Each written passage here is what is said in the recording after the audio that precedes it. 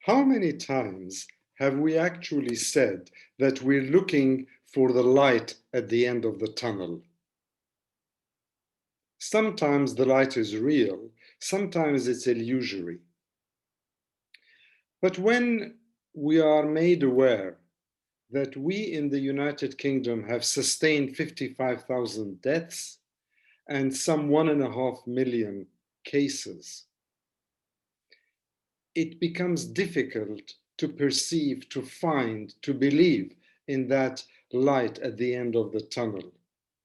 When our government often overstates its ambitions and expectations, its readiness, and then underperforms in its delivery, just as Lord Wilson himself said on Newsnight, on BBC Newsnight yesterday, then it becomes difficult to believe in that light at the end of the tunnel.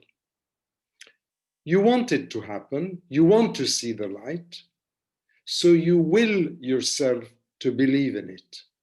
It is autosuggestion at its best.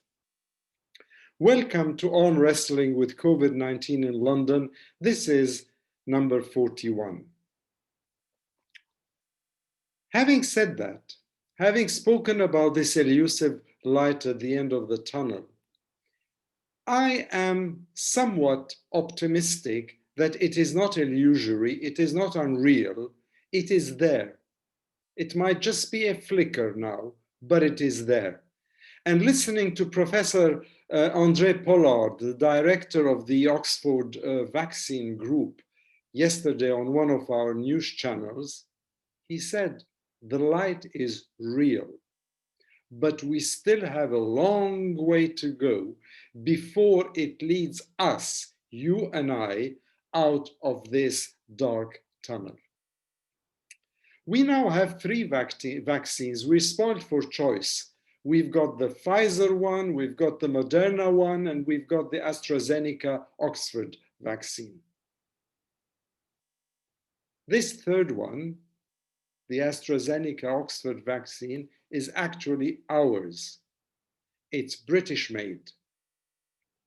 And the primary analysis has shown that it is somewhat roughly 70% efficacious compared, say, with the flu jab, which is 60% in its efficacy.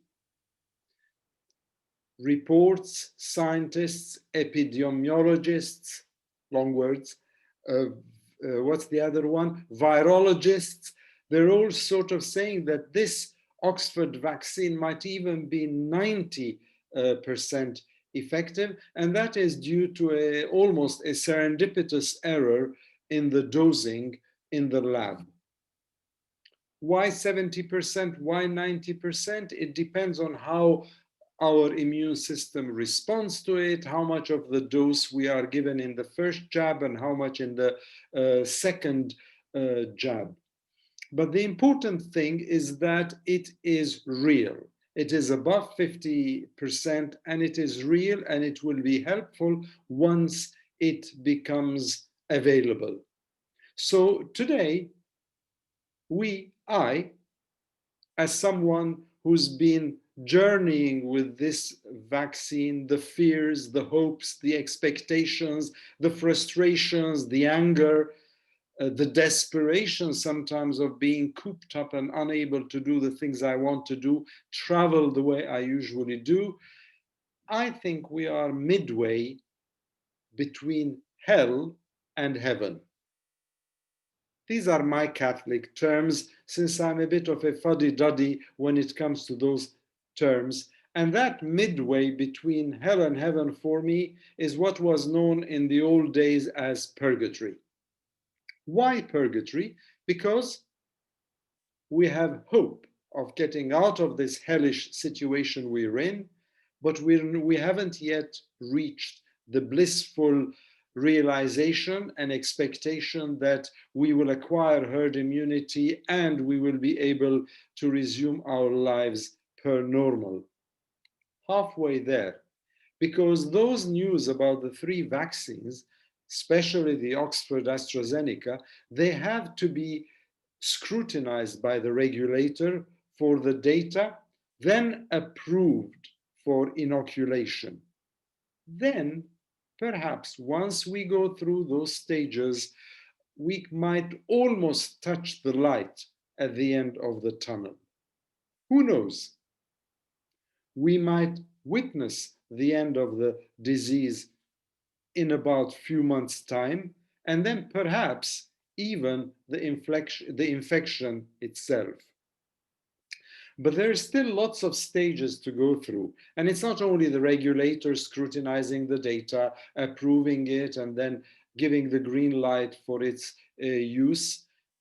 Once that happens, we also have to be sure that the NHS and other ancillary services have been able to mobilize themselves in order to categorize us in terms of hierarchy of vaccination, then identify the volumes of NHS people who will be found and, I suppose, trained to give us the 2 jabs, and also practical things like having the appropriate fridges in care homes, in NHS hospitals, in labs, in order to keep those vaccines, particularly since they are stored and maintained at different sub-zero temperatures. We mustn't also forget here that when we're talking about this vaccine and what it could do to help us reach out and touch the light at the end of the tunnel, that we're not on our own. We might physically live in an island, but we're in a global world. And therefore, we cannot just do like one of the French kings did during the French Revolution by saying, after me the deluge. No, we must also ensure, and we in the UK are good at that, I think, we must ensure that everyone on this planet gets its fair share of the vaccines too. And this is not sheer altruism. It's not that, why should I give the vaccine to somebody else when I can keep it here and use it for our own UK-based population? The reason is, as I said, we are global. And if we want to make sure that we manage to control this virus, as I said earlier, if we manage to end the disease and then perhaps even end the infection, we must be sure that people in other parts of the world, in other continents, who might be too poor, too unable to get the vaccines themselves, we must make sure through the WHO, through our own measures, for them to be able to be inoculated as well. So, we're halfway toward a better summer. And I, for one, and I believe like you too, I thank the manufacturers of the vaccines that are, mind you, different from each other. But they have worked so hard and racing against the clock in order to get this out in few months, basically.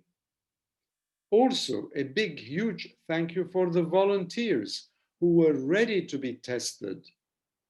And equally importantly, to the public in its majority, I know not everybody, but in its majority, that went along with the lockdowns, with the different tiers, with the recurrent mishaps and misjudgments, be that from government, be that from the public, be that from scientists, but we kept our resolve. But I said I thank them halfway, because the latest figures for deaths aren't reassuring. So we must take a deep breath here and continue with our vigilance. We must keep the lid on this wretched adversary. And how can we do that? We can do that with the simple motto, hands, face, space, and make sure that we abide in as much as possible with the regulations, despite our frustrations, or else we will once again see the R factor jumping up. And believe you me, if that happens and we find ourselves again in another awful situation, it won't be pretty. The Prime Minister said that Christmas is the season to be jolly. How true. But it is also the season to be thoughtful for oneself and for the other. And, as he also said, it is also the season to be jolly careful, particularly this year. So, do be careful that we do not prolong this awful experience. And be patient just a tiny bit more, just a few more months.